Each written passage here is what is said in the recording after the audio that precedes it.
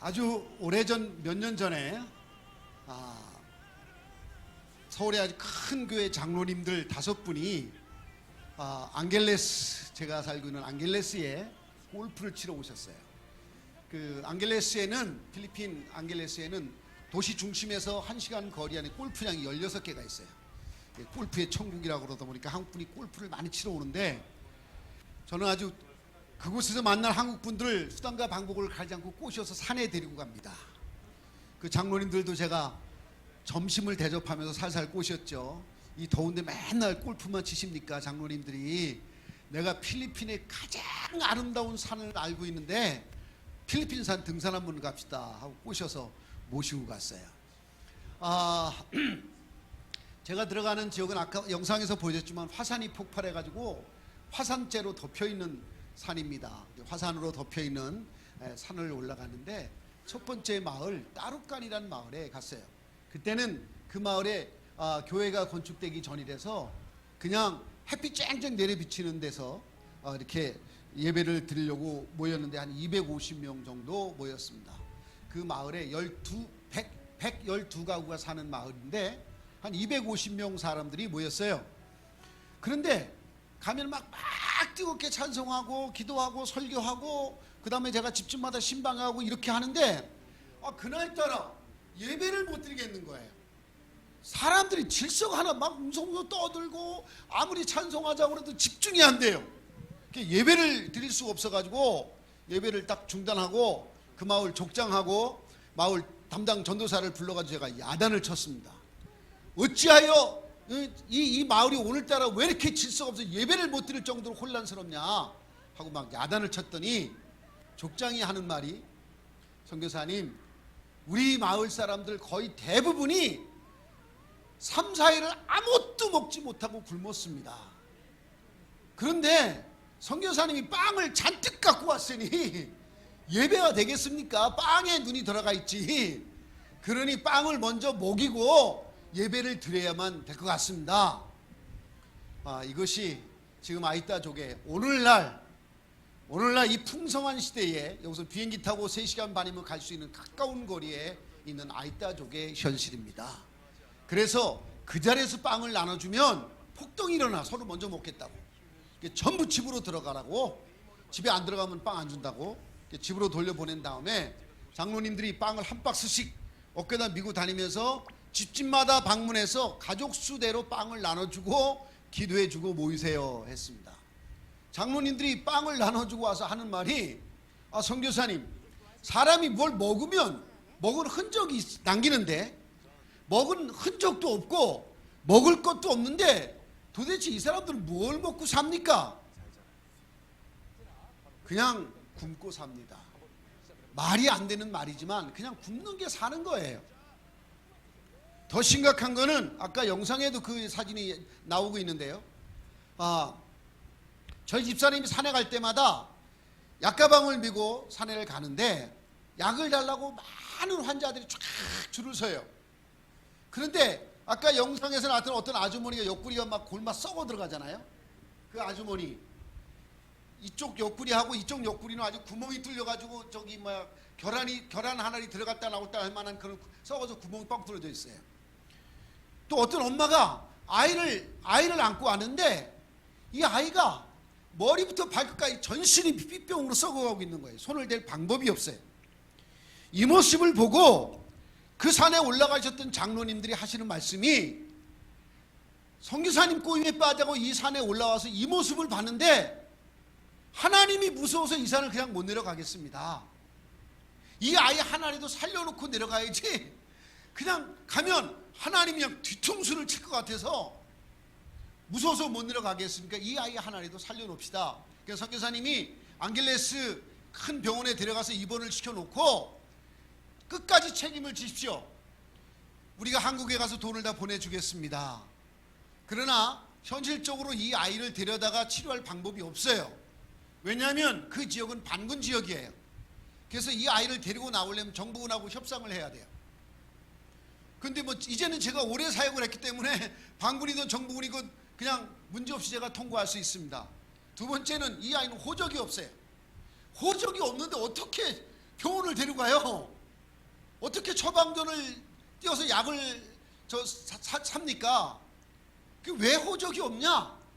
특별히 아이따족 필리핀 사람들이, 많은 사람들이 호적 없는 사람이 굉장히 많아요.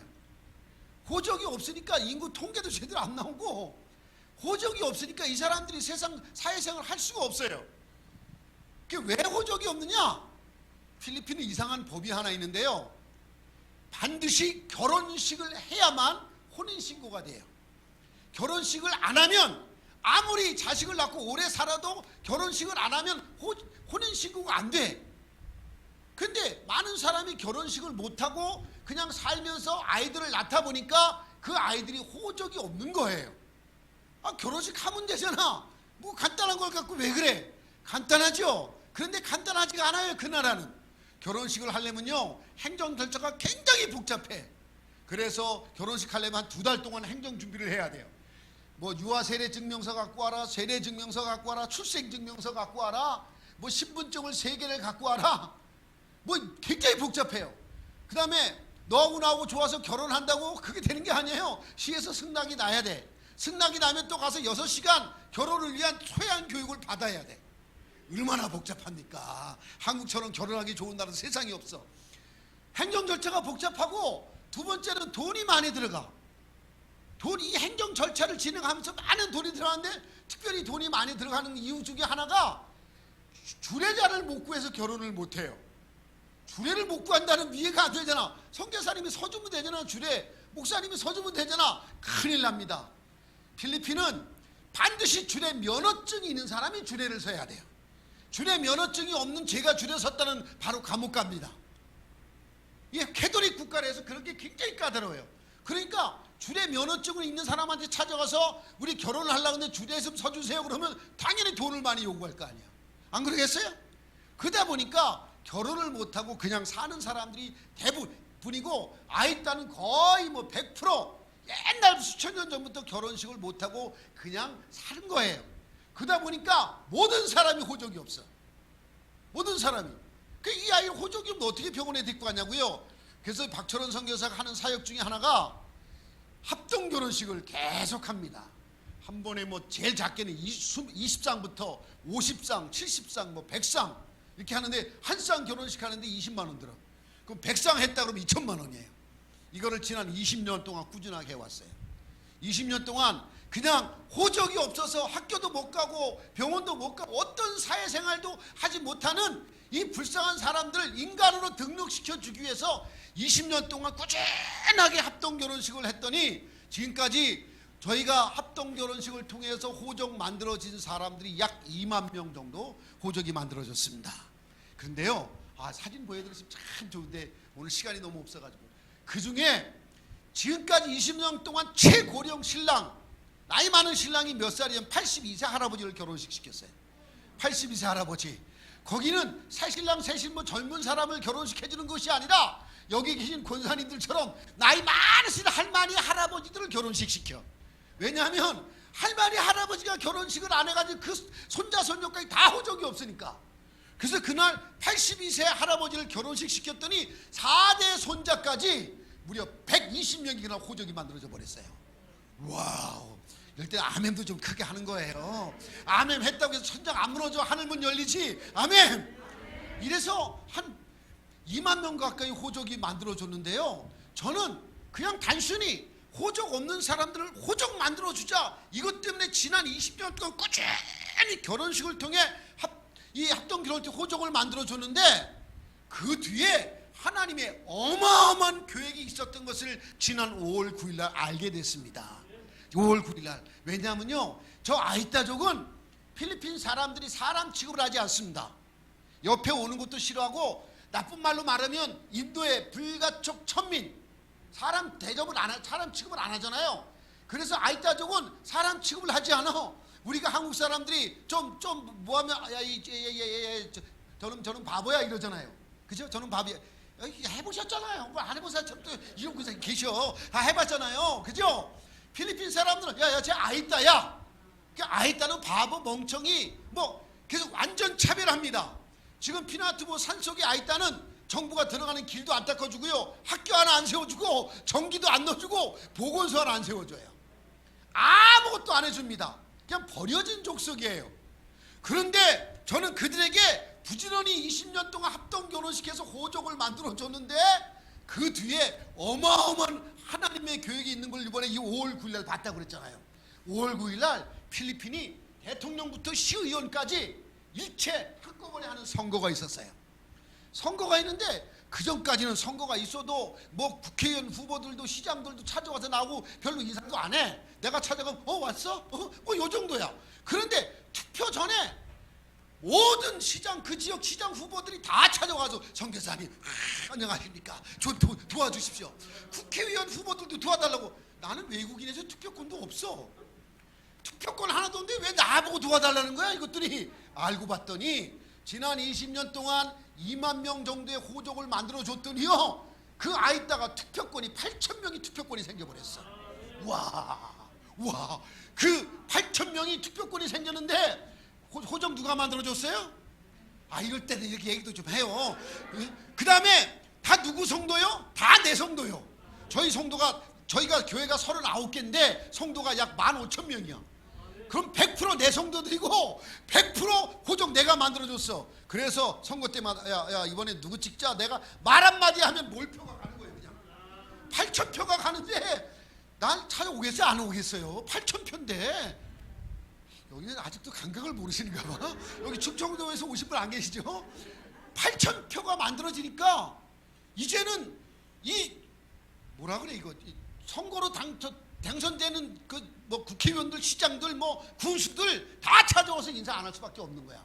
그러니까 박철환이가 갑자기 이렇게 막 힘이 세진 사람처럼 보이는데 박철환이 힘이 세진 것이 아니라 그동안 아무것도 안 해주고 멸시하고 천대하고 버림받았던 아이따족이 이제 8,000명이 투표권이 생기니까 이제는 이 시장, 국회의원이 무시할 수 없는 세력이 돼버린 거예요. 이제는 길 닦고 하면 길 안 닦아줄 수 없어. 거기 보건소 세워줘, 안 세워줄 수 없어. 앞으로 이런 사역을 내가 10년만 더해서 아이따족 전체로 호적을 만들어 준다면요, 아이따족이 시장도 나올 수 있고, 할렐루야, 국회의원 나올 수 있답니다. 아멘. 그래서 지난 12월 17일 날도 50상, 3월 달에도 40상, 이번에 들어가서 10월 달에도 다시 50상 결혼식 합니다. 여러분 위해서 기도해 주시기 바랍니다. 그래서 모든 아이따족이 호적이 만들어지는 그날까지 저는 이 사역을 계속할 것입니다. 할렐루야. 아무튼 그래서 그 아이도 데려다가 치료해주고 깨끗이 고쳐줬어요. 할렐루야. 어느 날 제가 39개의 교회를 개척해가지고 다 교회를 건축했는데, 저는요 한 마을에 들어가면 그 마을 100% 복음화됩니다. 그 마을에서 예수 믿지 않은 사람은 쫓겨나야 돼. 그 마을에서 못 살아. 이상한 일이 벌어졌어요. 39개 마을. 그러다 보니까 교인이 15,000명이에요, 우리 성도들이. 그런데 부끄럽고도 죄송하게도 39개 교회 중에서 내가 직접 들어가서 예수 믿으세요, 뭐 전도지 뿌리고 뭐 이렇게 뭐 전도해서 개척하는 교회 별로 없어. 우리 사역자들 보내서 개척하는 데 별로 없어. 39개 교회 중에서 3분의 2 이상은 내가 한 게 아니고 지들이 와서 나한테. 지들이 어느 날 2012년 12월 14일 날 사건이에요. 그거보다 약 한 달 전에 아주 시골 노인네가, 아이따족 시골 노인네가 나를 찾아왔어요. 찾아와가지고 선교사님, 우리 마을 사람들 120가구가 사는데 120가구가 전부 예수 믿기로 도장 다 찍었습니다. 예수 믿기로 도장 찍었으니까 제발 좀 와서 우리 마을에 복음을 좀 전해주세요. 이런 일이 세상에 어디 있어요? 120가구가 전체 예수 믿겠다고 도장 다 찍었으니 제발 와서 복음 전해달라는데. 그래가지고 제가 그럼 내가 12월 14일 날 당신들 마을에 갈 테니까 마을 사람들 다 기다려라. 그래서 그날이 됐어요. 처음 가는 마을이잖아요. 그래서 선교사가 가려면 선물을 좀 가져가야 되니까 산에 가는 특수차에다가 수레라를 달아가지고 쌀도 잔뜩 싣고 빵도 뭐 밀가루, 그 다음에 분유, 뭐 사탕, 그 다음에 한국에서 보내주는 헌옷, 신발 잔뜩 때려 싣고 이제 강을 건너서 갔어요. 강을 건너서 산으로 들어갔는데 문제는 길이 없어 못 가. 이게 길이 없어서 못 가는데 방법이 없잖아. 제가 심장병이 있어서요, 더울 때 높은 산을 걸어 올라가면 쓰러져. 그래서 방법이 없다. 한 사람 저 올라가서 마을에 전에 여기다 선물 내려놓고 갈 테니까 가져가. 그리고 내일부터 불도저로 길 닦아준 다음에 길이 닦아지면 내가 갈게. 이렇게 전해라. 한 사람 몰려 보내놓고 저는 이제 차를 돌릴 때 찾는 거예요. 주례를 달아놨으니까 차를 돌릴 수가 없어 거기에. 그래서 막 수풀을 헤치면서 어디에서 차를 돌릴까 이러고 있는데 저만치 언덕 위에 사람들이 바글바글 거려. 거기 마을이 아닌데. 그래서 저 사람들이 뭐지? 왜 거기 있지? 하고 올라가 봤어요. 제가요 얼마나 기겁을 하고 울었는지 몰라요.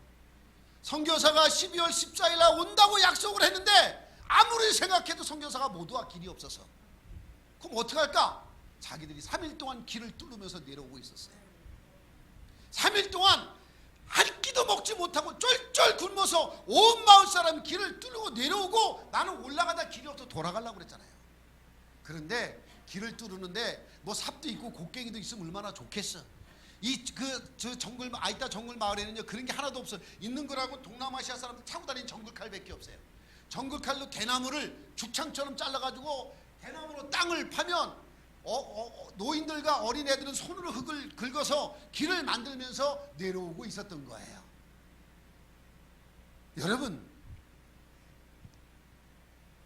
예수님이 부활하시고 하늘나라로 가시면서 너희는 땅까지 복음의 증인이 되라고 말씀하시고 가셨는데 바울 사도가 최초 이방인의 사도가 돼서 복음을 전하면서 세계 선교가 시작이 됐습니다. 바울 선교부터 지금 2000년 동안 지금까지 세계 선교 역사에서 온 마을 사람들이 자기가 예수 믿게 도장 다 찍어가지고 길을 뚫으면서 내려왔던 이 얘기 들어본 적 있습니까? 선교사가 가면 오지마 죽여버린다, 때리고 핍박하고 죽여서 순교를 당해. 이게 정상이에요. 그런데 여기는 제발 선교사님 와주세요. 우리 다 예수 믿기로 도장 찍었어요. 길 뚫으면서 내려오는 그런 지역입니다. 그래서 제가 올라가서 그 길을 뚫는 그대로 올라가서 물었죠. 왜 당신들 온 마을 사람이 예수 믿게 도장 찍고 길을 뚫으면서까지 날 오라 그랬어? 라고 물었더니 족장이 하는 말이 우리 마을이 먹고 살 방법이 하나도 없어서 아무것도 먹고 살 방법이 없어가지고 이 족장이 제가 운영하는 신학교가 있는 마을에 와서 이제 막노동을 했어요. 막노동을 하는데 거기 아주 이름은 누구라고 얘기할 수 없지만 아주 잘생긴 선교사가 매일 왔다 갔다 해. 한국 선교사래. 누군지 모르지만 매일 왔다 갔다 하는데 그 선교사가 가는 마을에 가보면 옛날에 우리 마을하고 똑같은 아주 원시적인 마을이었는데 선교사가 들어갔던 마을이 완전히 100% 달라져. 일단 도로가 뚫어지죠. 제가 산속 마을의 도로를 거의 대부분 제가 불도저로 제가 뚫거든요. 그래서 제가 불도저 선교사예요. 도로 뚫죠. 그 다음에 수도시설 해주죠. 그 다음에 교회 줘주죠. 쌀 갖다 주지, 빵 갖다 주지, 약 갖다 주지. 학교가 없어서 애들이 학교 못 다녀. 다 학교 보내주지. 이러니 마을이 살만하잖아요. 선교사가 들어간 마을이 100% 바뀌는 거예요. 이게 한국 선교사님들이 하는 놀라운 역사입니다, 여러분. 한국 선교사님들이 지금 세계에서 평신도 선교사까지 다 포함해서 10만 명이 나가 있습니다. 이 10만 명의 한국 선교사들이 전 세계 곳곳에서 이런 일을 하고 있고요. 선교사가 가는 지역마다 바뀌고 나라가 바뀌고 있습니다. 할렐루야. 그러니까 이 노인네가 이 족장이 아니 저 선교사가 우리 마을에 오면 우리 마을도 바뀌겠네. 우리 마을에 와야 우리 마을이 살 길이 생길 것 같네. 근데 문제는 저 외국 선교사 어떻게 만나냐 그 말이에요. 어떻게 우리 마을을 오게 하냐 그 말이에요. 이게 안 되는 거야. 그래서 옆에 같이 일하는 사람한테 물었대. 아니 저기 저 선교사를 내가 좀 만나고 우리 마을에 오게 해야 되겠는데 어떻게 우리 마을에 오게 할 수 좀 방법이 없을까? 근데 이 사람이 기가 막힌 말을 했어. 아주 제가 선교를 편하게 하라고 성령께서 말씀하신 것 같아. 무슨 말인 거 아니? 야야야 저 선교사는 아무나 오래도 안 가. 하도 바빠가지고 사실 제가요 진짜 바빠요. 필리핀에서도 바쁘고 한국에서도 바빠. 어제도 딱 2시에 도착해가지고 6팀을 만났어요. 어제 숙소에 들어가니까 11시요 그래가지고 내가 바로 요 앞에 요 앞에 모텔에서 잤는데 요 앞에 모텔에 잤는데 여기 찾아오는데 10분 걸렸어. 바로 길건음인데 아무튼 어제 춘천에 2시에 도착해서 6팀을 만날 줄. 제가 한국에서나 필리핀에 시간을 한국에 오면 저 만나려면 번호표 받아야 된다고 그래. 그 정도로 제가 바빠요. 한국 필리핀에서도. 그래 저 선교사를 어떻게 만나냐고. 너무 바빠서 저 선교사는 오랜다고 만나지도 않고 오랜다고 안 가. 그런데 저 선교사는 온 마을 사람이 다 예수 믿는다고 그러면 간대 그랬대. 나는 그런 말 한 적이 없는데 어떻게 그런 말 했는지 몰라. 그래서 그때부터 박천원 선교사가 우리 마을에 올라오면 마을 사람 전부 예수 믿겠다고 도장 찍어야 온다고 소문이 나니까 그런 역사가 벌어진 거예요. 그래서 이 노인네가 자기 마을에 뛰어 올라가서 야 어느 마을 선교사들은 다 바뀌었더라. 우리 마을도 저 선교사 오면 살 길이 열린다. 근데 오게 하려면 우리가 다 예수 믿는데 도장 찍어야 된대. 그래가지고 120가구가 다 도장 찍고 편지를 가지고 왔던 거예요. 할렐루야. 그래서 너무 감격스러워가지고 그 다음날로 길 뚫어주고요. 불도자로 길 뚫어주고요. 수도시설 해주고 빵 가고 쌀 가고 막 그냥 야기 가서 막 살리는 역사가 있었는데 어느 날 저 양산에 있는 무지개 교회에서 3일 동안 선교 부흥회를 해달래서 선교 부흥회하면서 이해 간증 했겠어 안 했겠어? 했겠어 안 했겠어? 했겠지. 했더니 어느 집사님이 3천만 원을 헌금해 줘가지고 거기다 교회를 졌잖아요. 그래서 그 교회를 졌는데 그 마을 이름이 만이복교야. 만이복교. 그래서 만이복교가 아니고 많이 바뀌었다 그래라. 어? 그런데 하나님의요 놀라운 역사가 있었는데요. 어느 날 딱 길을 뚫어놓고 이제 교회 예배당까지 다 졌는데 어느 날 내가 가는데 뭐 트럭들이 잔뜩 올라가는 거야. 거기 이런 트럭이 갈 일이 없는데 건축자재가 잔뜩 실렸어. 아니 거긴 나 말고 이런 건축할 사람이 없는데 이게 뭐야? 내가 시킨 것도 아닌데 쫙 올라. 야야야 이거 뭐야? 어디 가냐? 많이 바뀌어요. 왜? 집 주려고요. 무슨 집? 놀라지 마세요. 제가 길을 뚫어놨더니요. 아시아나 항공사 아십니까? 아시아나 항공 비행기 타보셨잖아요. 그 아시아나 항공 그 회사가 어떻게 그 산속에 아이따 마을 그 많이 바뀌어에 와가지고 아까 영상으로 보였던 대나무 막 다 헐어내고 도시형 집 120채를 딱 줘줬어. 아시아나 홈페이지 들어가 보십시오. 아시아나 홈페이지 보면 쫙 나옵니다. 할렐루야. 하나님의 복음을 사모해서 온 마을 사람 예수 믿고 도장 찍고 길을 뚫으며 내려오는데 하나님이 복을 주시겠어 안 주시겠어? 할렐루야. 아멘. 여러분 아이따족은 누구냐? 영상에서 보셨지만 아이따족은 필리핀 사람이 아니요. 아메리카 인디언 아시죠? 최초의 원주민이에요. 그죠? 유럽 사람들이 들어가서 그 사람들 막 죽이고 한국에서 인디언 보호구에 뭐는 너네 여기만 살아? 이렇게 하는 게 아메리카 인디언인데 아이따는 필리핀 누선섬의 인디언이요. 이 사람들은 아프리카에서 왔어요. 영상에서 보셨지만 피부가 검고 키가 작고 머리가 곱슬곱슬해. 아프리카 사람들인데 15,000년 전부터 이 사냥감을 쫓아서 이동하고 이 아시아까지 왔다가 필리핀이 쪼개져 나가다 보니까 고립이 돼 있었어요. 고립이 돼 살고 있었는데 인도네시아와 말레이시아 사람들이 계속해서 배를 타고 필리핀으로 건너가면서 지금 필리핀 사람들이 됐습니다. 이 이주민에게 밀려서 이들은 피나투보 산속에 숨어 살았어요. 피나투보 산속에 숨어 살아가지고 아이따라는 존재가 그렇게 많이 알려지지도 않았어요. 일부 알려지긴 알려졌지만 생김새도 달라, 말도 달라, 문화도 달라. 그러니까 필리핀 사람들하고 아예 접촉이 없었던 거예요. 그런데 이들이 공식적으로 알려진 게 아까 영상에서 보셨지만 91년 6월 12일 날 그 피나투보 산에 화산이 터지면서 얼마나 많은 사람이 죽었는지 아무도 몰라. 통계도 없고 호적도 없으니까. 살아남은 사람이 도시로 막 내려와서 지금 도시 아이따가 됐어요. 아이따 선교하는 선교사들이 많은데 거의 다 도시 선교 아이따 선교사들고요. 저는 그 산속에 화산 폭발 속에 남아서 그 산에 사는 사람들이 대략 한 5만 명 정도 되는데 저는 그들에게 복음을 전하고 있습니다. 할렐루야. 제가 도시에 내려와서 사는 한 마을에 초등학교 하나를 운영해요. 초등학교 하나를 운영하는데 정부에서 교사 월급만 주고 나머지는 다 제가 운영을 합니다. 그러다 보니까 이사장 아닌 이사장이 됐어. 필리핀은 4월 5월이 방학에 더워서 6월 첫 주 개학을 해요. 그래서 6월 첫 주에 개학을 해서 개학식 날 제가 예배를 드리러 갔는데 학생이 270명인데 7명이 없어. 출석을 확인해 보니까 그 7명 왜 없냐? 그랬더니 그 2달 방학 동안에 그 마을에서 굶어 죽었어요. 7명이 굶어 죽어가지고 한 가지 얘기할까요? 제가 한 달 전에 고은 장로교 아십니까? 고은 장로교 저녁 예배 때 내가 설교를 했거든요. 오전에는 홍요셉 목사님 교회 예사람 교회하고 저녁에 거 갔는데 오늘은 권사님이 사회를 보시는데 그날은 장로님이 사회를 보시더라고. 근데 설교가 길어졌네. 설교가 좀 한 시간 한 반 정도 했어, 설교만. 그래서 난 설교가 끝나고 나도 모르게 시간이 이렇게 갔네. 그런데 장로님이 나와서 하시는 말씀이, 나는 평생 예수 믿으면서 설교가 빨리 끝낼까 봐 겁난 거는 오늘 처음이래.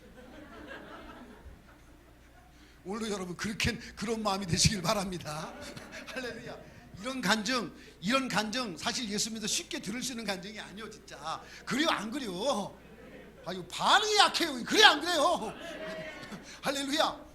그래서 이 7명의 학생들이 굶어 죽었는데 분위기 돌리려고 얘기한 거예요. 굶어 죽었다고 여러분 갑자기 심각해져가지고 우리 교사들이 저한테 하는 말이, 선교사님, 일주일에 제대로 된 밥 한 끼만 먹여도 굶어 죽지 않습니다. 그러니까 제발 일주일에 한 번만 해도 애들 밥을 좀 먹여주십시오. 근데 문제는 일회성이면 해. 근데 학교에 급식을 시작했다 그러면 언제 끝날지 모르고 계속 몇 년이 될지 몇십 년이 될지도 몰라. 그런데 이 돈을 예산이 없이 어떻게 쉽게 결정하냐고요. 그래서 결정을 못하고, 그럴 때 이제 목사님들이 이제 뭐 하는 말이 있잖아. 기도합시다. 기도하면 하나님이 다 주십니다. 아멘. 그런데 솔직히 저는 부끄럽게도 믿음으로 한 말이 아니요. 그냥 그 자리를 외면하기 위한, 회피하기 위한 말이었어요. 그리고 잊어먹었습니다. 왜냐하면 그 말만 굶어 죽는 게 아니요. 산속 마을마다 아이들이 굶어 죽어가고 있어요. 지금도. 그래서 잊고 있었는데 얼마 후에 그 앙겔레스의 한인들이 많이 사는 코리아타운에 사랑의 한인교회라고 하는 그 교회에서 주일날 낮예배 설교를 저보고 해달라고 그래. 그러니까 설교를 하러 갔죠. 그런데 그날 본문이 선한 사마리아인의 비유를 가지고 설교를 했습니다. 제가 올해 목회 40년이요. 그럼 1년에 2번씩만 선한 사마리아 비유 설교해서도 80번 했을 거예요. 그런데 그날 내가 했던 내 설교에 내가 꺾였어요. 내가 목회가 바뀌었고요. 삶이 바뀌었습니다. 자, 보세요. 한 사람이 예루살렘에서 여리고로 가다 강도를 만났잖아요. 있는 거 다 뺏기고 두들겨 맞아 곧반 죽게 되었어. 살려주세요, 살려주세요 하는데 레위인과 제사장이 지나가다가 도와줬나요, 안 도와줬나요? 이것들이 안 도와주고 그냥 갔어. 설교하자 말고, 아니 왜 제사장과 레위인이 안 도와줬지? 왜 안 도와줬을까? 제사장, 요즘 말로 말하면 목사님이요, 레위인, 장로님, 권사님 이런 분들이요. 아니 이 사람들이 왜 안 도와준 거야 도대체? 그런데요, 조금만 생각하면 하나님을 사랑하는 자, 율법을 하나님의 말씀대로 살려고 노력하는 자, 예배를 위해서 목숨을 걸고 예배 드린 자는 절대 도와줄 수가 없어. 이게 뭔 말이요? 그 비유를 정확하게 예수님께서 말씀하신 의도대로 해석하기 위한 키가 하나 있어요. 그 키를 해석하면 그 비유가 보여. 근데 그 키가 뭐냐면 이 사람의 상태예요. 상태가 뭐라고 되냐면 거반 죽게 되었더라. 두들겨 맞아가지고 상태가 거반 죽게 되었다. 성경에 그렇게 기록되어 있어요. 거반 죽게 되었다. 이 말은 제사장과 레위인이 살려달라고 그러는데 이 사람을 데리고 주막까지 가는 중간에 죽을 수도 있고 살 수도 있어요. 그래 안 그래요? 이게 50대 50이야. 거반 죽게 되는데. 그런데 데려다 줄 때까지 살았으면 천만 다행인데 죽었다 하면 큰일 나는 거예요. 제사장과 레위인이 시체를 만진 거예요. 제사장과 레위인은 사람의 시체든 짐승의 시체든 죽은 시체를 만지면 안 돼. 부모의 시체도 만지면 안 돼. 그럼 부정한 자가 돼요. 그래서 제사장이 일을 못해. 그래서 이 부정하게 됐으면 집 밖에 나가서 3일 동안 근신하고 있다가 다시 정결의식을 거치고 돌아와야 제사장의 임무를 다시 할 수 있어요. 그런데 제사장과 레위인이 지금 같이 가고 있다? 뭐하러 가는 거예요? 제사를 지내러 가는 거예요. 제사를 지내러 가는데 도와달라는데 도와주다 죽으면 난 뭘 못해? 제사 못 지내잖아요. 요즘 말로 다시 쉽게, 여러분이 조금 이해가 안 된 것 같아서 쉽게 설명하면, 목사님이 11시에 예배가 시작되잖아요. 그러니까 목사님이 교회 오셔야 예배가 시작되잖아. 근데 목사님이 교회를 가는데 어떤 사람이 사고가 나 살려주세요 살려주세요 하는데 이 사람을 데리고 병원에 데려다 죽으면 예배 시간이 늦어서 목사님이 예배 시간에 못 와. 그럼 어떻게 해야 되겠어요? 목사님, 내가 안 가면 예배를 못 드리는데, 많은 사람이 기다리는데, 예배가 하나님 앞에 얼마나 중요한데, 내가 못 가면 예배가 안 되니까, 죄송하지만 나는 목사요. 지금 내가 가야 예배가 시작되는데 내가 못 가면 예배를 못 드리는데, 당신 내가 병원에 데려다 주고 가면 예배가 늦어 예배를 못 드리니까 미안하지만 다른 사람 보고 좀 도움을 도와달라고 그래요. 그리고 그냥 갔다, 그 말이에요. 응? 그런데 예수님이 그 비유를 말씀하시면서 예배를 위해서, 율법을 지키기 위해서 안 도와주고 그냥 가서 제사 지낸 레위인과 제사장 잘했다라고 말씀하지 않으셨다라는 거예요. 뭐라고 말씀하셨어요? 너는 사마리아인처럼 가서 사마리아인처럼 하라고 그랬어요. 근데 이거를 헬라어로 보면요, 명령형으로 되어 있어요. 명령형이야. 너는 가서 사마리아인처럼 해. 이건 내 명령이야. 주님이 그렇게 말씀하셨다는 거예요. 설교를 하다 말고 제가 여기에서 부서졌어요. 너는 사마리아인처럼 해. 이게 내 명령이야. 이 말은 무슨 말입니까? 예배보다, 제사보다 더 중요한 건 당장 죽어가는 사람부터 먼저 살려놔. 주님이 그렇게 말씀하는 거였어요.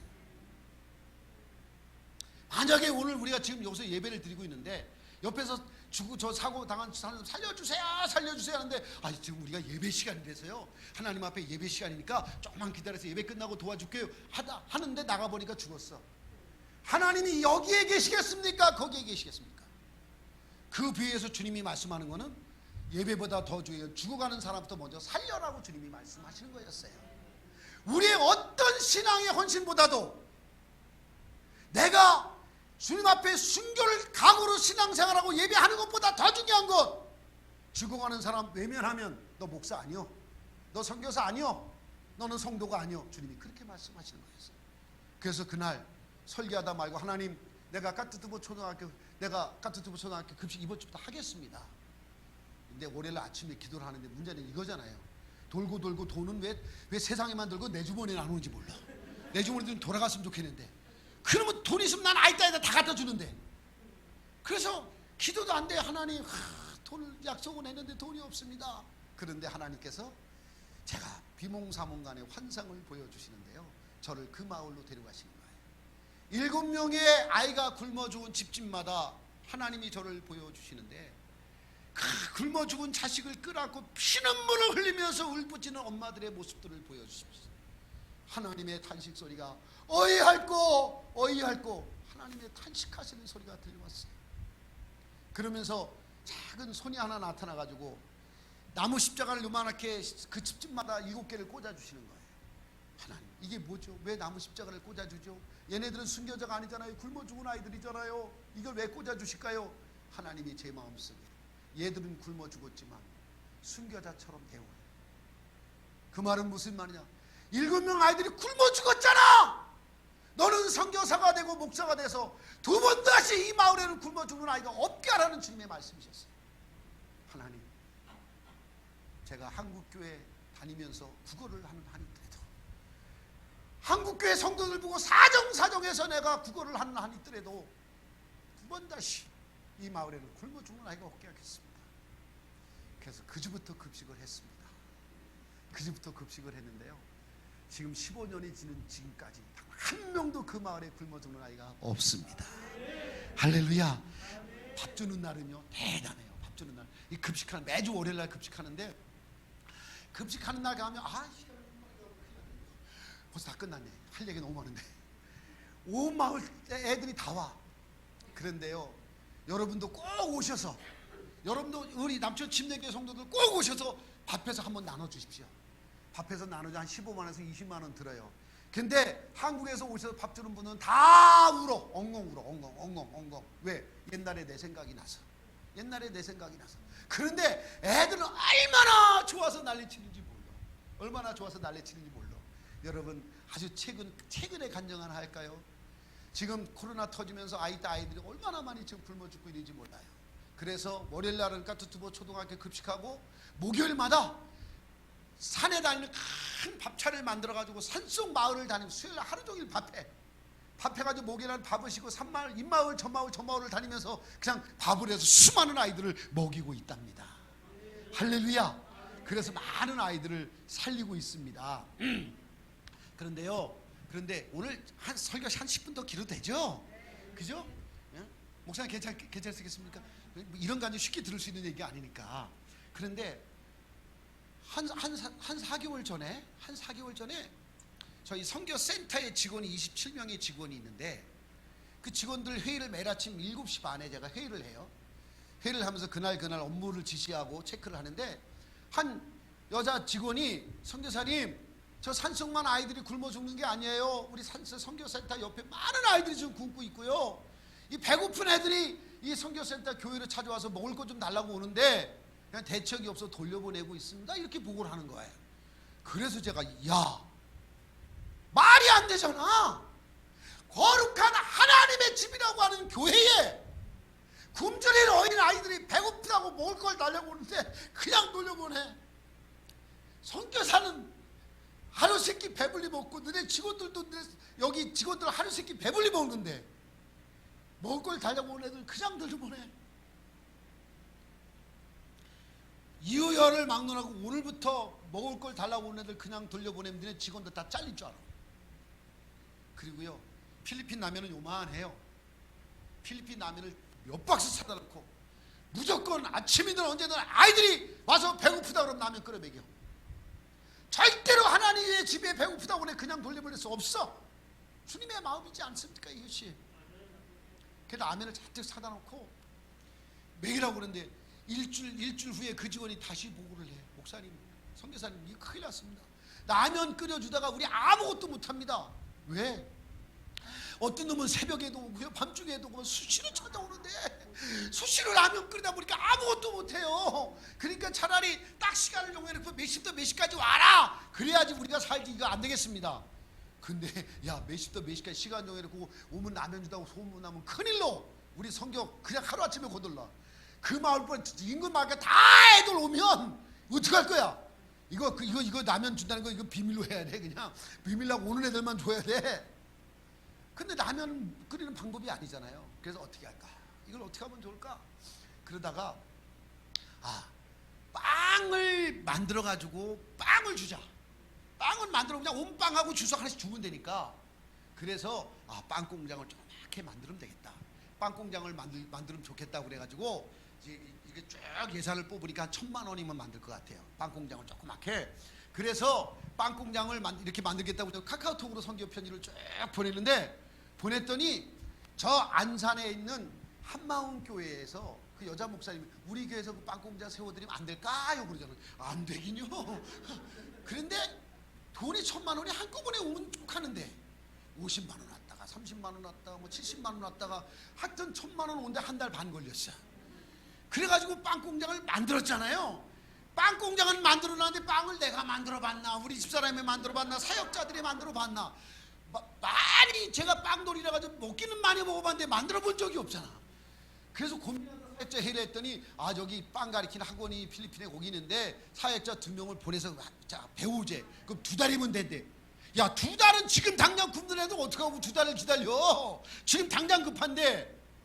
그래가지고 하나님, 빵 공장을 만들었는데 빵을 못 만들고 있습니다 하고 이렇게 하나님 앞에 기도했더니 하나님이 내 마음속에 이런 생각을 주셔. 아유, 이 바보 멍청이 미련한 이 박성교사야.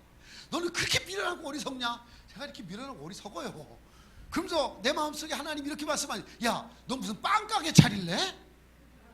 빵가게 차리면 다양하고 예쁘고 막 여러 가지 만들고 팔지만 배고픈 애들 오는 거는 그냥 식빵이든 뭐든 한 가지만 잔뜩 만들고 주면 되지. 뭘 그러니까 2달을 배워. 그래 보니까 진짜 내 바보였대. 그래가지고 어디서 배울까 연구해 보니까 유튜브 선생님이 제일 잘 가르쳐. 그래서 유튜브에 들어가가지고 유튜브 선생님이 얼마나 많은지 몰라. 빵 아주 복잡해. 그런데 탁 제 눈에 확 들어온 게 모닝빵을 가르치는 한 유튜브 선생님이었어요. 아주 잘 가르치대. 그래서 학원 갈 필요 없어. 유튜브 선생님한테 배우면 돼. 그 유튜브 선생님이 하라는 대로 했어. 그래서 빵을 12개를 만들어 봤거든요. 그거 보여드렸어야 되는데 내가 봐도 지금 얼마나 맛있는지 몰라. 무지하게 맛있는데 입에 넣으면 살살 녹고. 와, 그래가지고요 그 방법으로 우리 사역자들한테 그렇게 가르쳤더니 지금 내가 한국에 나와 있는데도 매주 한 번에 300개를 만들 수 있어요. 저희가 일주일에 2번 600개를 만들어 놓고요 그냥 오는 아이들 빵하고 그 주스 안에 쪄서 먹여서 수많은 아이들 지금도 매일매일 먹이고 있답니다. 제가 이번에 한국에 왔더니 오자마자 그 교회에서 전화가 왔어. 목사님 한국에 오셨다며요. 이번 주일에 우리 교회 설교 좀 했어요. 그러니 가야 되잖아요. 1,000만 원 보내 빵 공장 세워줬는데. 갔죠. 갔는데 세상에 딱 예배실이 요만해. 요만해. 지하실에 어느 교회든지 가면 목사님이 아유 오늘따라 우리 성도들이 많이 안 나왔네요 그렇게 말씀하셔. 근데 그 목사님 우리 성도 100%다 왔습니다 오늘. 난 하기도 한 12,000명 모인 줄 알았어. 근데 12명 딱 왔어. 12명. 그런데 그 12명도 전부 기초생활수급자들이요. 안산 그 옛날 재래식 시장에서 이양가로 폐지 줍는 노인들이에요. 폐지. 이 노인들 12명이 그런 분만 나누고 이 여자 목사님이 목회를 하는 거예요. 그런 교회였어요. 그런데 어느 날 설교 시간에 그 빵 공장이 필요한 걸 쭉 읽어줬더니 선교사 목사님 그거 우리가 합시다. 우리는 그래도 기초생활수급자라도 뭐 정부에서 주든 뭐 폐지를 주던 삼시세끼 밥은 안 굶잖아. 근데 거기에 애들이 굶는다는데 먹여야 되지 않겠어요? 그러다 보니까 1,000만 원이 한꺼번에 못 온 거요. 모아지면 오고 모아지면 오고 모아지면 오고. 그래서 제가 정말 그 12명의 성도들을 울면서 안수기도를 다 해줬어요. 할렐루야. 참 한국교회가 이렇게 대단해. 그런 분들에 의해서 사역들이 이렇게 진행되고 있습니다. 제가요 이번에 코로나 때문에 못 나오다 만 3년 만에 비행기를 타고 돌아오면서 이런 생각을 했어요. 제가 하는 사역 중에요 신학교도 세워서 신학교도 운영하고요, 아이따 영상에 보셨지만 병원도 운영해서 무료로 100% 아이따들 100% 무료 진료해줘서 살리고 있고요. 아이따는 말은 있는데 글이 없어. 글을 만들어가지고 아이따 성경을 번역해가지고 신약성경 작년 12월 달에 번역 쫙 아이따 성경을 공급하는데, 정부에서 세워준 아이따 시범학교에 우리가 아이따 글을 우리가 만들었잖아. 아이따 글로 책을 만든 게 성경책 필기죠. 그래서 우리 성경책이 아이따 학교의 국어교과서로 쓰이잖아요. 난 성경책이 국어교과서로 쓰이는 얘기도 내가 처음 들어봤어. 거기서. 근데 이번에 만 3년 만에 돌아 나오면서 비행기 안에서 20년 전에 하나님이 저를 거기에 보내가지고 39개 마을 100% 복음화 시켜가지고, 저희가 복음화 시킨 마을에 교회 안 나오면 마을에서 쫓겨나야 돼. 왜? 도장 찍었기 때문에. 정말요 눈물 나는 간증이, 내가 여기서 진짜 일주일을 해도 다 못할 간증이 너무너무 많아요. 60가구 400명이 집이 없어서 강바닥에 살다가 태풍에 쓸려 내려가는 그 사람들 다 끄집어 올려가지고 한 마을을 만들어줬어요. 땅을 사서. 그 마을이 베델 마을이고요. 제가 이렇게 만들어준 마을이 베델 마을, 가나안 마을, 마을이 2개고요. 정말 하나님이 어마어마한 일을 하게 하셨어요. 이번에 돌아 나오면서 왜 하나님이 나 같은 촌놈을 거기 보내서 그런 일을 하게 하셨을까? 제가 우리 이 목사님처럼 아주 후덕하게 잘생기지도 못했고 많이 배우지도 못했고, 저는요 우리 여기 김 집사님, 내가 여기 와서 우리 고향 형님을 여기서 만났어. 나는 몰랐는데 좋아하십니까? 모르는데요. 내가 우리 선교사님 형님하고 친구요, 동기요 그러시라. 와우. 강원도 옹천군 서면 대곡리 아십니까? 여기 뭐야 그저 대명 콘도 있는데 거기가 제 고향입니다. 거기가 제 고향. 그런데요 저기 작은 아버지가 6.25 때 전사하셔 가지고 우리 그 사촌 누나까지 우리 어머니가 9남매를 키우셨는데 제가 8번째요. 제가 8번째. 그런데 우리 아버지가 내가 6살 때 돌아가셨어. 우리 김집사님이 너무 잘 알아. 옆집에 살았기 때문에, 몇 동에 살았기 때문에. 우리 아버지가 내 6살에 돌아가시다 보니까 저는 아버지 얼굴도 기억도 못해. 그러니 홀로 되신 어머니가 9남매를 키우니 우리가 잘 먹고 살았겠어? 뻔해. 그 동네 제일 가난하게 살았어. 정말 우리 김집사님 너무 잘 알지만 학교 다니는 건 유일하게 9남매 중에 저 혼자 대학 졸업했어. 우리 형님들 누나들 다 초등학교 졸업하고 학교도 못 갔어. 그런데요 내가 어렸을 때 소원이 뭐냐면 언제 한번 배불리 밥 먹어보나. 배고픔의 서름을 어렸을 때 뼈저리게 경험했어요. 제가 중학교 다닐 때만 해도 하나님 앞에 어느 날 이런 기도를 해봤어. 이렇게 손을 잡고 다니면서 하나님한테 제발 살 좀 이렇게 찌개 좀 해주시면 안 됩니까? 그때 기도를 너무 세게 해가지고 여기까지 나와버렸어요. 그 배고픔의 서러움, 이거는 아무도 이해하지 못합니다. 아버지 없는 자식이라고, 애비 없는 자식이라고 놀림받던 그 서러움. 먹을 게 없는데 옷 사 입겠어요? 저는 어렸을 때 한 번도 내 새 옷을 우리 어머니가 사준 적이 없어. 우리 형님들이 입던 옷 누더기 꿈에서 물려 입었어. 추워가지고 여러분 기억하시잖아요. 여러분도 경험자잖아요. 3월달에 계약해서 새학기 가면 굉장히 추워. 수업 시간에 공부하다 10분 쉬기 전에 어디 갑니까? 쪼르륵 뜨는 햇빛 쬐쬐 교실 벽에 딱 기대고 이러고 있어. 코는 질질 내가지고 이렇게 닦으면서 아이고, 그리고 옛날에 기계총은 왜 이렇게 많은지 애들마다 아이 뭐 남 얘기하는 거 같이 이렇게 자기 얘기하고 있는데 지금 고단 안 그러셨어? 다 혼잡지 하도 해가지고 여기가 아이고 그렇게 살았어요. 그런데 20년 전에 하나님이 이 부족한 종을 필리핀 아이따 마을에 보내서 가보니까 60년 전에 제 모습이 거기 있었어요. 차라리 60년 전 우리의 모습은 그보다 훨씬 낫어. 그래서 배고픔의 서러움을 뼈저리게 느꼈기에 굶어 죽는 아이들, 배고픈 사람들 무조건 쌀 주고 빵 주고 그냥 무조건 먹였습니다. 추워서 헐벗은 사람들 한국에 헌옷 좀 보내주세요. 교회들 광고해가지고 진짜 수십 톤을 갖다 뿌렸습니다. 약한 알 먹지 못하고 죽어가는 사람들 계속해서 치료해주고요. 병원 만들어서 무료로 진료해주고, 다리가 부러져 썩어가는 사람들 1,000만 원들이 다리 수술해서 걷게 해주고, 이런 일을 계속했어요. 학교가 없어 학교가 가지 못하는 애들 데려다가 계속해서 학교를 보내줬더니 지금 전부 다 제 사역자들이 됐습니다. 지금 제가 현재 대학을 100% 장학생으로 대학 보낸 애들이 28명, 고등학교 보낸 애들 270명. 계속해서 그렇게 했더니 아이따종에 최초 의사도 나왔고요, 간호사도 나왔고요, 건축 설계사도 나왔고요, 선생님도 나왔고요, 경찰도 나왔고, 이 많은 일들이 할 수 있었어요. 그런데 거기는요 이상한 지역이에요. 거기는 아무 선교사도 못 들어가. 제가 가는 그 지역은요 군인 검문소를 2개를 통과해야 가. 아무도 못 들어가. 선교사라고는 오직 저만 들어가. 거기서 1시간 거리에 있는 앙겔레스에 한국 선교사들이 700명이 살아. 한 집 건너 한 집 다 선교사들이요. 선교사들이 너무 많아가지고 문제인데 사역지 갖고 서로 싸워. 근데 거기는요 검문소 2개로 군인들이 막아놓고 오직 박철환이만 들어가. 미국 선교사도 못 들어가. 영국서 저만 들어가요. 왜? 거기가 반군 지역이 군사보호 지역인데 저는 오래전부터 했기 때문에 나만 들어가. 여러분이 오셔서 거기 가려면 여러분들 2주 전에 여권 복사본이 와서 그게 다 필리핀 국방부의 승인이 나야만 들어갈 수 있는 지역이에요. 아무도 못 들어가게 놔놓고 나만 들어가서 복음을 전하는데 미처 내가 다 복음을 전해 다닐 수가 없으니까 하나님은 지들이 예수 믿게 다 도장지하고 내게 오게 해서 복음을 전하는 이상한 방법의 역사가 일어나고 있어요. 그런데 이번에 오면서 하나님 도대체 제가 뭐길래 나에게 그 일을 시키십니까? 내가 뭐길래 그런 일을 시키십니까? 했더니 하나님이 내게 말씀해 준 것이 있어요.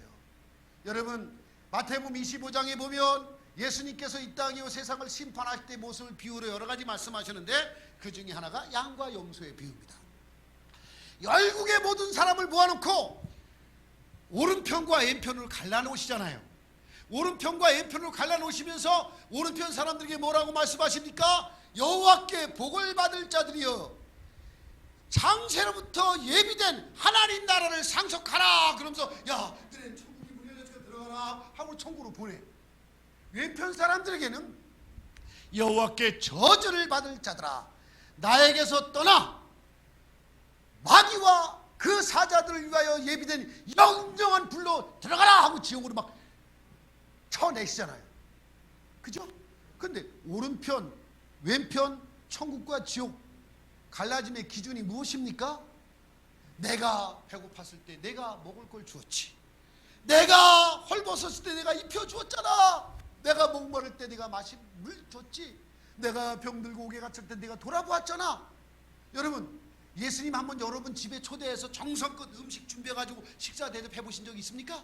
아니면 아주 비싼 식당에 하나님 초대해서 식사 대접 한번 해보셨습니까? 아주 고급은 아니도 김치찌개 하나라도 끓여서 예수님 모시고 식사 대접 한번 해보신 적 있습니까? 아니잖아요. 그게 우리 편 사람들 아니요 우리 당신 예수님 한 적이 없는데요. 아니요 내게 아니라 이 지극히 작은 소자에게 한 것이고 누구에게 한 것이다? 이 지극히 작은 소자란 어린아이를 얘기하는 게 아니에요. 배고프고 굶주리고 헐벗고 병들고 소외당하고 무시당하고 그 사람들에게 주의 이름으로 내가 쫓아가서 섬겼을 때 주님이 그것을 내게 한 것이라고. 제가 당당하잖아요. 여기 초문교회에서도 제가 당당하게 설교하잖아요. 당당한 이유가 있어요. 이 세상에 나만큼 행복한 목사님이 있으면 나와보시라고. 10만 명의 선교사가 있는데 나만큼 행복한 선교사 있으면 나와보라고 그래. 어제도 고은교회 목사님이 나를 위해서 한 20분을 기도하시더니 마지막에 행복합니다, 행복합니다. 기도하다 말고 왜 계속 그래. 목사님, 하나님, 선교사님을 기도할 때마다 하나님이 박선교사만큼 행복한 사람이 없다, 행복한 사람, 그렇게 말씀하죠. 우와, 하나님까지 확인해 주시대. 왜 행복한지 아십니까? 여러분, 굶주린 애들 밥 먹일 때 애들이 며칠을 굶다가 그 한 끼 밥을 먹을 때 얼마나 좋겠어요, 진짜. 그러겠어요, 안 그러겠어요? 막 좋아서 막 깔깔대고 웃고 막 난리를 치잖아요. 제가 산에 들어갈 때 빵을 2개씩 담아가지고 하나씩 가가지고 막 몇천 개씩 막 뿌립니다. 며칠 굶어가지고 애들이 막 힘이 없는데 이 빵을 주면 깡충깡충 뛰면서 좋아하는데요, 펄쩍펄쩍 뛰면서 좋아해. 그런데 어느 날 그 밥을 받아가지고 너무 좋아하고 싱글벙글 웃을 때, 그 빵을 받아가 너무 좋아 깡충깡충 뛰고 웃을 때, 하나님이 춤추시네, 하나님이 웃으시네. 이 작은 소자에게 한 것이고 내게 한 것이다. 하나님 기뻐 노래하시네. 굶주린 아이들 밥 먹일 때. 제가요, 매일매일 수십 명 수백 명의 하나님을 기뻐 춤추게 하고 웃게 하는 선교사랍니다. 예, 여러분, 예수 처음 믿은 순간부터 지금까지 심각하게 생각하세요. 예수님을 처음 만난 순간부터 지금까지 여러분의 헌신 때문에, 여러분 때문에 하나님이 기뻐 춤춘 적이 몇 번이나 있을까요? 예? 하나님이 여러분 때문에 기뻐 춤춘 적이 몇 번 있을까요? 이렇게 많은 걸 줬건만. 그런데 저는 매일매일 수십 명 수백 명의 하나님을 기뻐 웃고 춤추게 하는 선교사니, 나만큼 행복한 선교사 있으면 나와보라 그래. 그러니까 제가요, 어디 가서도 내가 기죽 잡고 당당해. 아멘. 행복한 선교사니까. 그런데요, 뭐라고요? 굶주린 영혼들을 먹일 때, 헐벗은 사람들 입힐 때, 목마른 자들 마시게 할 때, 병든 자들 치료해 줄 때 하나님은 내게 한 것이라고 말씀하십니다. 여러분, 우리가 어떻게 구원받습니까? 우리가 구원받는 건 분명히 믿음으로 구원받죠. 예수 그리스도께서 날 위해 십자가에 못 박혀 죽으시고 부활하신 것을 믿음으로 구원받습니다. 아멘. 아멘. 그럼 이거는 뭐야? 오른편 왼편은 여기 믿음 얘기 하나도 안 해. 했어? 천국 가. 안 했어? 지옥 가. 이거잖아요. 그럼 이건 뭐야 도대체? 그럼 행위구원이요? 행위구원 설교했다고 오늘 나 당장 이단되네. 그럼 이건 뭐야 도대체? 믿음으로 구원받는다고 그러는데 지금 오른편 왼편에서는 했어 안 했어 따지잖아요. 이게 뭘까? 여러분, 구원 받으셨습니까? 아멘 안 한 사람 아직도 천국이 왔다 갔다 하시는 모양이야? 예수 믿고 구원 받으셨습니까? 아멘 해야 천장 안 물어주고 하늘문 열린다니까요. 아멘. 진짜 구원 받으셨어요? 그럼 증거 좀 보여주세요. 증거. 구원 받았다면 증거가 있어야 될 거 아니에요. 증거를 보여달라니까요. 하나님이 지금 여러분에게 너 구원 받았냐? 그 증거를 나한테 보여줘. 구원 받았다고 하나님이 라이센스 면허증 주셨습니까? 천국 간 자격증 뭐 티켓 받으셨어요? 그럼 구원받았던 증거를 보여달라고 하나님 말씀하시는 거예요. 어떻게 보여드리겠어요? 여기다가 나는 구원받은 서부 찍고 다니겠습니까? 금식장에 이만큼 달고 다니면 구원받은 겁니까? 아주 경건하고 거룩하게 폼잡고 예배드리면 구원받은 겁니까? 예? 아니잖아요. 그럼 구원받은 증거가 뭐예요? 구약 성경에서 내가 거룩하니 너희도 거룩하라. 구원받은 사람은 거룩하게 살라는 거예요. 근데 거룩인 말이 좀 복잡해. 이거를 신약적으로 바꿔내려면 경건하라 그 말이에요. 예, 경건하라 그 말. 그러면 여러분 경건하게 사셨습니까? 경건하게 살려고 성경책 딱 끼고 와가 예배 시간에 거룩 이게 아니에요. 이게 아니에요. 금식 많이 하고 기도한다고 경건이 아니에요. 진짜 경건은 무엇일까요? 여러분 진짜 경건이요, 야고보서 1장 26절 뭐라고 말씀하고 계십니까? 야고보서 1장 26절 말씀에 자 보세요. 하나님 아버지 앞에서 정결하고 더러움이 없는 경건은 곧 고아와 과부를 그 환난 중에 돌아보는 것이다. 할렐루야. 우리가 구원받았다고 하는 증거, 거룩한 모습, 경건하게 사는 것은 폼 잡고 다닌다고 경건이 아니고, 금십자가 목에 달고 하고 경건이 아니고, 하나님이 없는 더러움이 없는 참된 경건, 그 그것은 바로 고아와 과부를 그 환난 중에 돌아보는 것이다. 그래서 오늘 본문 말씀 야고보서 2장 14절 말씀이 이렇게 말씀하는 겁니다. 뭐라고 말씀하십니까? 내 형제들아, 만일 사람이 믿음이 인도라 하고 행함이 없으면 무슨 유익이 있으리요? 그 믿음이 너희 자기를 구원하겠느냐? 우리는 믿음으로 구원받습니다. 아멘. 믿음으로 구원받았는데 그 증거가 행위가 나타나야 되는데 행위가 없다. 그러면 그 믿음은 가짜다 그 말이에요. 행위로 구원받는 게 아니라 믿음으로 구원받았다면 그 사람은 마땅히 행위로 나타나야 된다는 거예요. 그래서 만일 형제나 자매가 헐벗고 일용할 양식이 없는데 너희 중에 누구든지 그에게 편안히 가라, 더욱게 하라, 배부르게 하며 그 모여 쓸 것을 안 주면 무슨 이익이 있으리요? 이와 같이 행함이 없는 믿음 곧 그 자체가 죽은 것이니라. 여러분이 예수 믿고 믿음으로 구원받았습니다. 근데 여러분의 믿음이 죽어있는 믿음입니까? 살아있는 믿음입니까? 하나님이 믿음의 길거를 내게 보여달라고 했는데 보여드릴 게 아무것도 없어. 그럼 죽은 믿음, 가짜 경건이었어요. 그것은 뭡니까? 우리가 구원받았던 마땅히 우리의 행함으로 나타나야 되는데 그 행함은 뭐라고요? 고아와 과부를 그 환난 중에 돌보는 것이다. 그래서 배고픈 자 먹이고 헐벗은 자 입히고 목마른 자 마시게 하고 병든 자 치료해주고, 여기에 관심 갖지 않고 이것을 행하지 않으면 넌 구원받은 증거가 없다 그 말이에요. 할렐루야. 여러분, 창세기 12장에 보면 하나님이 갈대아 우리 아브라함을 콜하잖아요.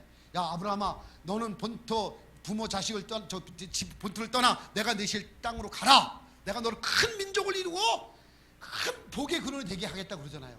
근데 창세기 12장 13, 14, 15, 16 이 5장이 아브라함이 24년 생애를 기록한 거예요. 75세부터 99세까지. 근데 이 5장으로 기록되어 있지만 한 가지로 요약하면 24년 동안 끝까지 하나님하고 아브라함이 실험만 하고 싸움만 하고 있어. 이 싸움은 계속 24년 그것만 해. 아브라함이 싸움, 무슨 싸움인지 아십니까? 하나님 아들 주세요.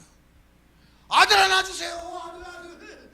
야 아들 하나가 아니야 임마. 아니 아들 달라니까 이거 하고 있다라니까 이 24년 동안. 그래서 하나님이 하루 야 나와 하늘의 별 봐, 셀 수 있어? 아니요. 바다의 모래. 내가 너를 하늘의 별같이 바다의 모래와 같이 셀 수 없으면 큰 민족 이루어야겠다니까. 아니요. 큰 민족 둘째 지금 당장 아들 하나가 필요해요. 이 싸움을 하고 있는 거예요. 그래서 창세기 17장에 가가지고 하나님이 화딱지가 잔뜩 나셨어 아브라함한테. 그래가지고 아브라함을 다시 불러가지고 아브라함아 너는 내 앞에 완전하라 라고 말씀하시면서 하나님이 아브라함을 이렇게 내가 너를 크게 번성케 하리라.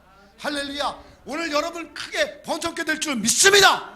여러분의 자녀가 번성하고 가정이 번성하고 남친저 친대계가 크게 번성하게 될 줄 믿습니다.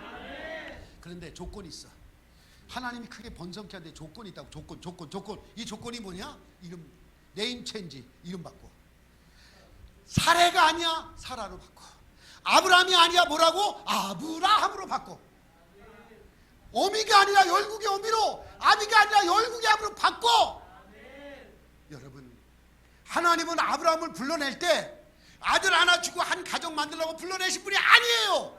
그를 통해 열국을 주시기 위해서 불렀어요. 여러분을 하나님이 부르실 때도 그냥 한 가족의 부모로 부르지 않았다는 거예요. 열국을 자녀로 주기 위해서 하나님 여러분 불러주신 줄로 믿습니다. 그런데 하나님 열국 관심이 없어. 뭐만 사실 오직 하나들. 아들 하나. 이거 24년 동안 싸워서 여러분 하나님과 몇 년 씨름했습니까? 아브라함처럼 예수 믿는 그날부터 지금까지 씨름이 그거. 하나님 내 새끼 우리에게 자식 주시고 새끼 주시고 이 새끼 이 자식 내 아들 딸 오직 내 관심은 내 아들 딸 평생 지금 죽는 순간까지도 내 아들 딸 이것만을 위해서 기도하고 있어요. 하나님은 뭐예요? 네 아들 딸 하나가 아니야 임마. 세계 열방을 너로 인해 복을 받게 하겠다니까. 눈 좀 크게 떠. 그런데도 오늘도 우리는 죽는 데까지 우리 내 새끼 내 딸내미 내 아들내미 내 손자 이러고 있다고요. 이거 벗어나라는 거예요. 여러분 지금까지 오직 내 가정 내 자식 내 새끼들 내 손자들 여기만 내 신앙의 포커스가 되어 있다면 이 울타리를 부셔버리십시오. 할렐루야. 하나님 부족하지만 내가 나이가 들었지만 나로 세계 모든 민족이 복을 받는 통로로 쓰시옵소서. 여기 젊은이들 잘 들으세요. 여러분을 통해 세계 열방이 여러분을 통해서 일하실 줄 믿습니다. 한 아들 한 가족이 아닙니다. 하나님은 아브라함을 그렇게 불렀다는 거예요. 제가 한국에서 목회하고 있었다면 제가 평생 목회하면서 교회 몇 명이나 성도했을까요? 그런데 하나님이 저를 이 한국이라는 울타리를 떠나 거기 가서 하시니까 지난 20년 동안 어마어마한 일을 하나님이 시키지 않습니까? 여러분, 이제는 내 가족, 내 식구, 내 울타리 이걸 벗어나서 열방을 품고 주님 앞에 아름답게 쓰임받는 여러분 되실 주님의 이름으로 축원합니다. 기도하겠습니다. 살아계신 하나님 아버지, 오늘 부족한 종 하나님이 사랑하시고 축복하시고 세우셔서 이 시대를 위해서 지난 세대와 또 현재와 미래에 위대한 일을 하게 세우신 우리 남측전 침례교회 부족한 종 보내요.